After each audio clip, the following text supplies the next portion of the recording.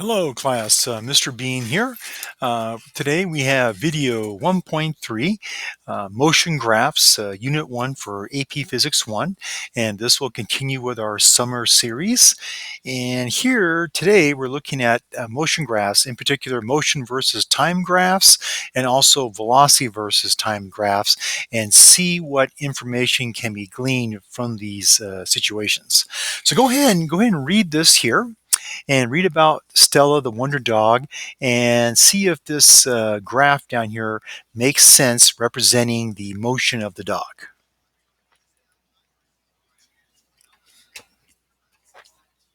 All right, now go ahead and take a look at, go ahead and read about this part right. Go ahead and take a look at this part right here and see if, read that, and then we'll have another discussion. Okay. All right. So let's take a look at this graph. So at time zero, the total distance traveled from the origin is 5 meters. Then the dog's at rest for about roughly another 5 meters and quickly hurries back to the origin in about roughly 2.5 seconds. So let's take a quick look here and see what that would look like. I'm going to use red here. So we'll say that this here represents the origin. We'll say that this is 0. And we will say that this here is about, we'll call this 5 meters here. And we'll kind of see what's going on. I'll go ahead and use black here. So Stella the dog goes 5 meters in about 5 seconds. So it's going 1 meter per second for 5 seconds to reach here. Once the dog is here, it's at rest for about an additional 5 seconds, then it scurries back to the origin in 2 seconds. So that will be the motion of the dog.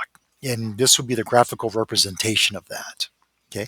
Now in class, on our first day of class, we'll actually use Pascal motion cards, and we will actually make these graphs as part of our first assignment of the semester. All right. So go ahead and read down here some more about Stella. 0 slope, and notice here when at rest is a 0 slope here. Okay, now when we take a look here, this is the slope here, and the slope here, let's just make sure we got this here. So the slope here represents velocity. Okay, and velocity here would be what, position over time. Okay, is the change in position over time, and that gives us velocity. Okay, so the slope now is positive. So this is a positive velocity. Okay, the slope tells us the velocity here. And in this case, the velocity here would be up 1 over 1 would be 1 meter over 1 second, which gives us 1 meter per second. Okay, here, here the velocity would be, what's the change in position? It is 0 over what, 5 seconds? So 0 over 5 would be 0 meters per second. Okay, and here, notice here is a negative slope. Negative slope. Okay, so the velocity here, okay, this will be a negative slope here, and what we see here is that our final position would be 0. Our initial position is 5, so it'd be like that. And the time it took to complete this would be 1 second to about 2.5 seconds. So we'll go ahead and put that here at 2.5 seconds. So the velocity then would be a negative. So let's take a look here. Let me do 5 divided by 2.5 gives us negative 2 meters per second. Okay, is negative, which means negative indicates backwards. So going backwards to the origin.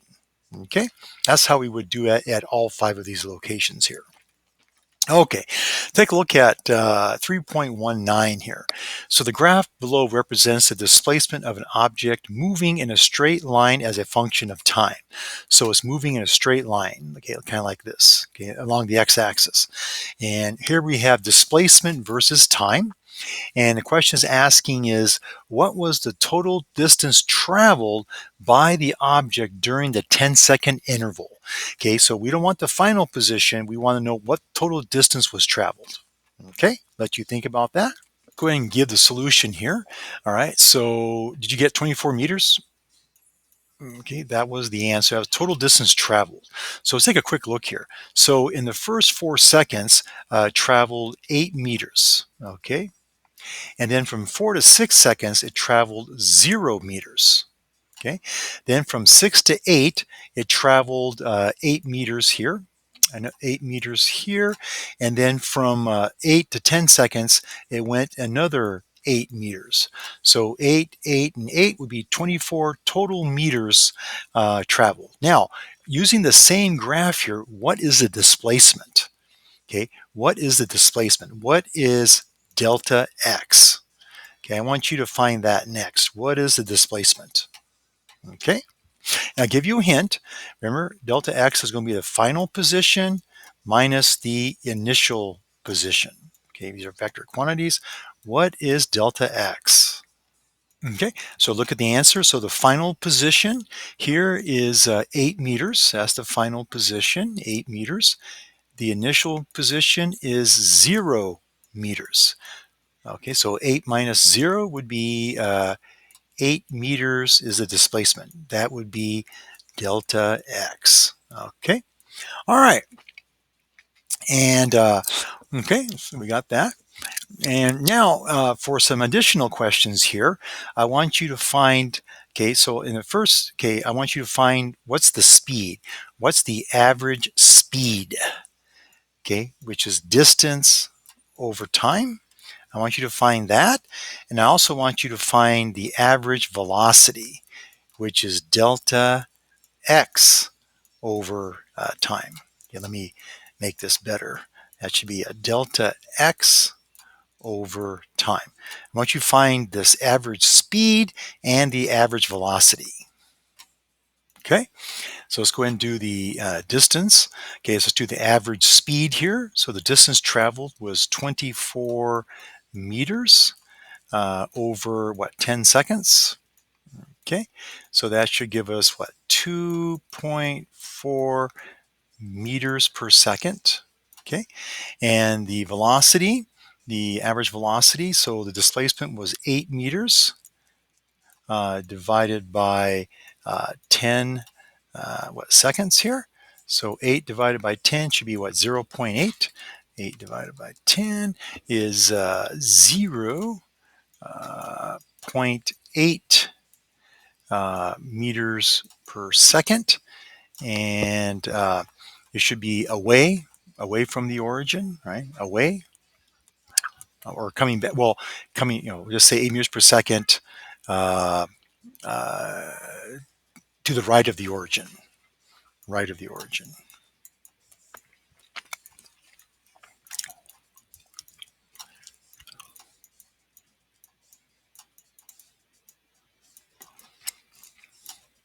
Okay. Or we'll just say, what's the magnitude? What's the magnitude of the average velocity? In that case, we don't have to worry about this. We can just say 8 meters per second. 0.8 meters per second is the magnitude of the average velocity. Okay. Okay, next here, let's go ahead and read about the velocity versus time graphs. Go ahead and look at this about Archie's dog here and read this, and we'll see what we have going on here. Okay. Okay, so go ahead and take a look at the analysis here and see what we got going on. All right. Okay, now I'm going to add something else here. So here, the velocity is constant. So what can we say about the acceleration here? What's the acceleration? It should be 0, right? Okay, good. In this part here, okay, it's going a little bit slower. Again, constant acceleration. Acceleration, what's the acceleration here? Acceleration is also 0. Okay, and it looks like it slowed down some more. So what's the acceleration here? The acceleration here is also 0. So wherever we see a chain or a horizontal velocity curve, that means the acceleration is 0. It's not speeding up. It's maintaining a constant velocity. Okay, but to go from here to here, it had to decelerate. From here to here, it had to decelerate. Okay, so yeah. Okay.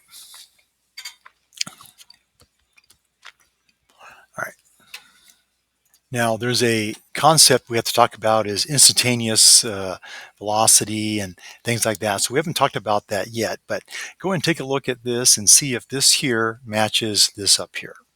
Okay. All right. Let's go to graph transformations here. Taking a look at these here, take a look at slope. Okay. Slope is an important concept and we'll be using it a lot. Okay. For so we have a change in position over change in time.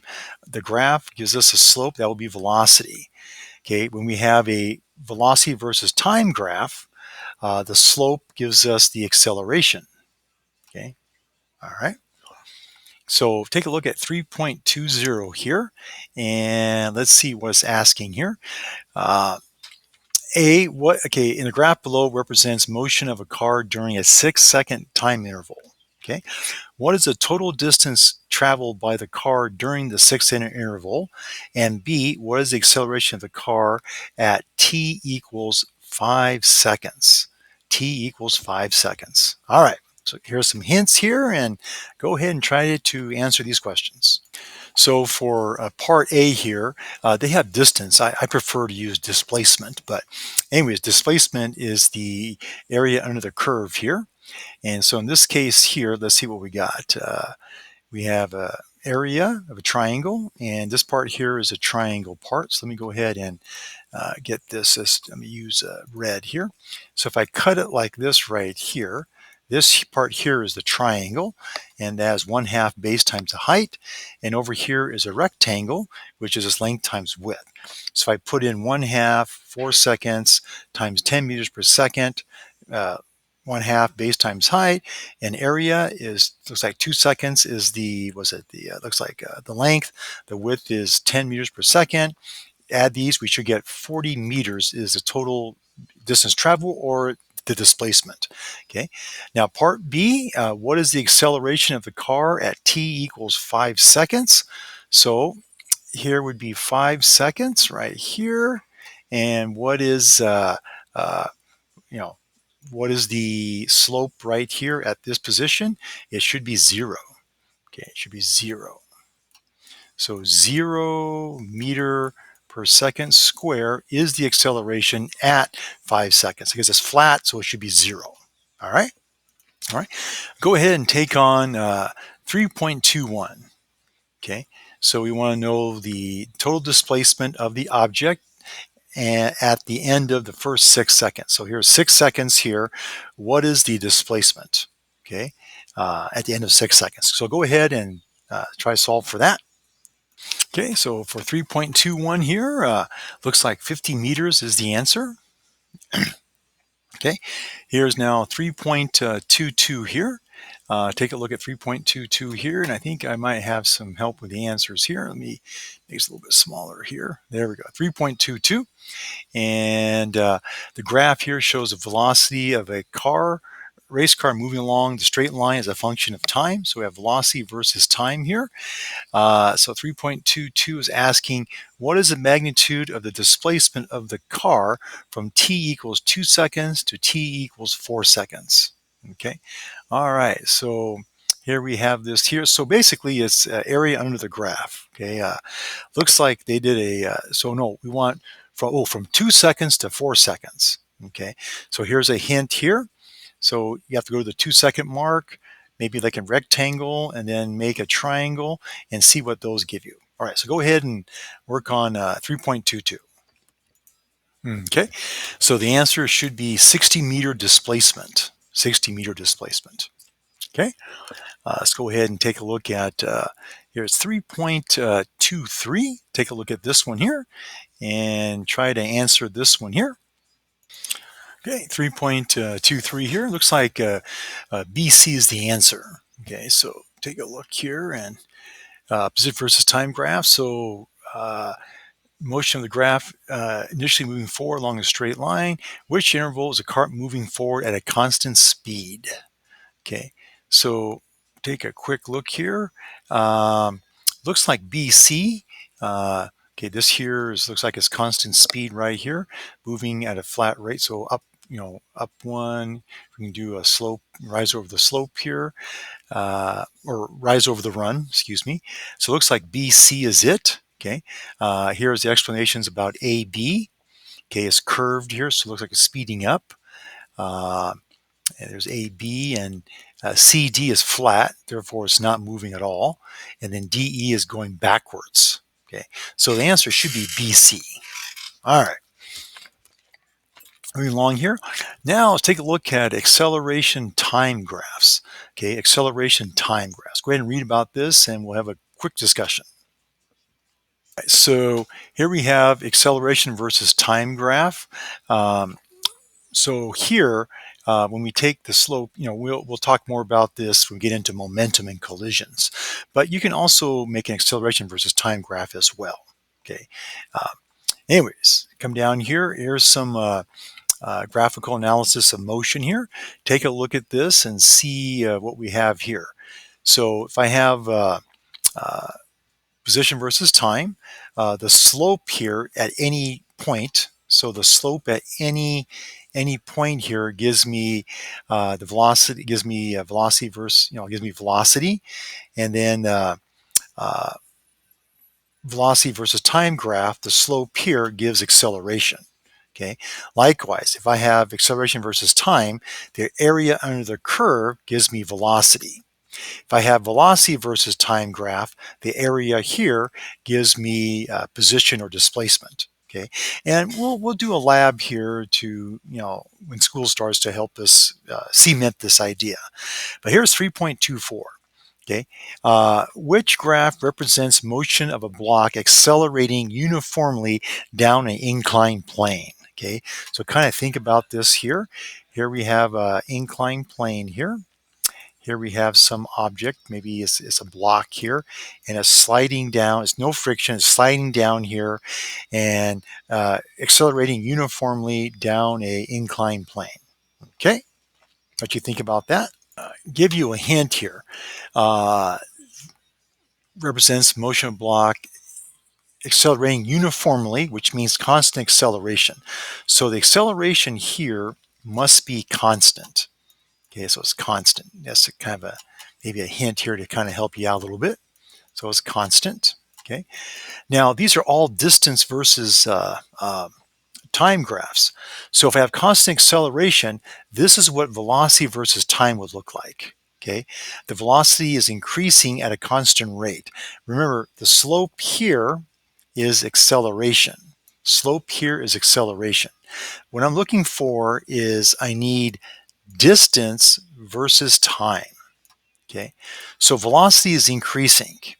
So looking at here, so that means I'm going faster, faster. So each second, I'm going faster, faster, and faster. Okay, so that means my distance is increasing each time. Okay, so which of these graphs here indicate that my distance for each time interval, my distance is increasing? Okay, think about that, and we'll go from there. All right, so the answer is the slope of the position versus time graph, uh, which gives velocity, must be constantly increasing. So of all the choices here, it looks like number 4 is the only one here that corresponds to this, because here the velocity is increasing for each time interval. The distance for each second, the distance is getting bigger, bigger, and bigger. Here, this is at a constant rate, but here it's increasing each time. Okay, so it should be number 4. Okay. All right. Now, some of you might be kind of funky here, or may not. Might be kind of weird here. So let's take a look here. Let's go ahead and take a look here. So I'm going to go ahead and go to Quick Tools Graph. So we'll be using this graphing program a lot here. Quick Tools. We'll go get Quick Tools here. So let me go ahead and kind of go like this here, and let me put this Quick Tool graph over here. And let's kind of make it kind of small, and let me make this a little bit smaller. Okay, so let's investigate this question here in more detail. Okay, and let me kind of go over here. Let's make this about 80%, and let me go right here, make this a little bit smaller. Okay, there we go. All right, so let's go ahead and make the x-axis here is time. Okay, and let's make this here be, let's say, distance. Distance here. Okay. All right. So at time t equals 0, velocity is 0. Okay. Or excuse me, distance is 0. So at time 1, let's say the distance here is also 1. Okay. At time 2, the distance is increasing. So let's make this, let's say, let's make it like, let's go ahead and make that uh, 2 as well. Okay. At 3 seconds, let's double this. Let's make this like 6. Okay. Then at 4 seconds, let's make this like 8. Oh, hold on. Let's make it like 12. Okay. At 5 seconds, let's make this like 24. Okay. 24. All right. Now let's do a curve fit here.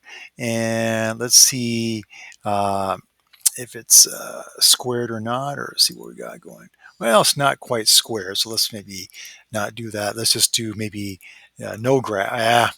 Okay.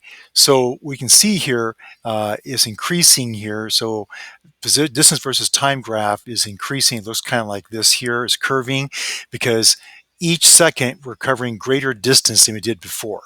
That's called speeding up. Okay. And uh, okay. All right. Hold on, let me do a better job here. Let's do a doubling effect. 1 to 2. Let's make this like 4. And let's make this like 8. And let's make this like 16. So we have a curve fit. Let's do squared. There we go. We kind of have a square relationship here. Those things look kind of squared here. Okay. Well, 1, so 2 should be, hold on. This should be 4, right? And then this should be 8. This should be 16, and this should be 32. Kind of a square situation. So the distance is kind of like doubling, or 4 to 8, 8 to 16, 16 to 32. Uh, oh, 3 times 3 should be 9. Let's make that 9. 5 times 5 is 25. 25. Let's make this 25. Okay, there we go. Now we have a squared relationship there. Okay, so the distance is squared each second. Yeah, I mean, it is possible to have something kind of like that. Okay, uh, so gravity kind of maybe. Let's see. All right, so that's kind of what the correspondence here is. That's why it would be this graph right here. Okay.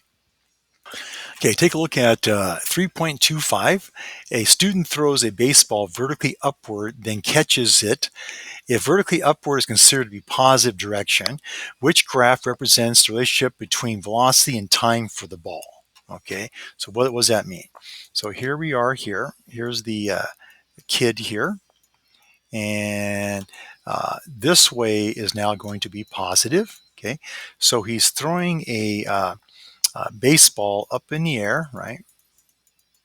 Up here, and then it comes back down like this here.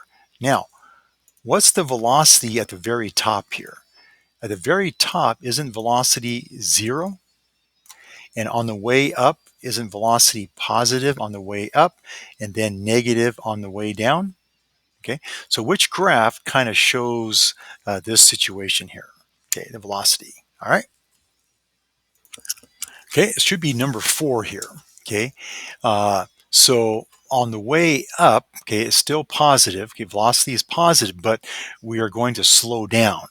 Okay, so we're here. The ball is very fast here, and it finally slows down. So here, the velocity is slowing down, so it's 0 here. Okay, velocity is 0 at the peak right here. Then on its way down, it starts off very slow and gets faster, faster, faster. And so when it's here, it's showing velocity is increasing. So this graph here represents ball going up and down. Okay, kind of think about that and see if that's making sense here. Okay, uh, 1, 2, and 3 clearly do not fit this situation here. Okay, all right. So go ahead and take a look at 3.26. A cart travels with a constant non-zero acceleration along a straight line. Which graph represents the relationship between the distance the cart travels and the time of travel? Okay, 3.26. Okay, so for 3.26 should be graph number 1. Okay, and finally, let's go ahead and take a look at 3.27. And let me go ahead and let me clear it up a little bit so you can see what it is. All right, so to kind of help you out, this is distance over time, speed over time. This is distance over time, speed over time, distance over time, speed over time, distance over time, and speed over time. So which of the following pairs of graph best shows the distance traveled versus the speed, and speed versus time for a car accelerating down a hill from rest? Okay, so here's a hill here, and here's a car, and it looks like it's kind of speeding up down the hill here.